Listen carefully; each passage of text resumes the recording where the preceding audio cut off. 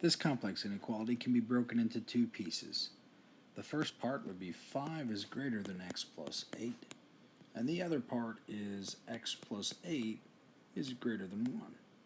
And we'll solve the first part in red. We'll subtract 8 from both sides to get 8 is less than negative 3. And so that's our first solution. We'll go over to the number line. X is less than negative 3. Let's say that this is negative 3. Open circle, going to the left. And then over here, we'll solve this one in blue. X plus 8 is greater than 1. We'll subtract 8 from both sides so that we get x is greater than negative 7. And so we'll go over to our number line. X is greater than negative 7 would be over here. Let's say this is negative 4, negative 5, negative 6, negative 7.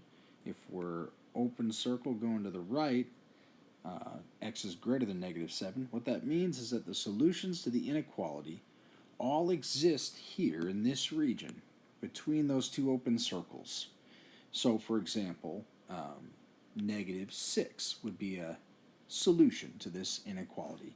They have to both be true at the same time. They have to overlap so that the word and applies to the solution.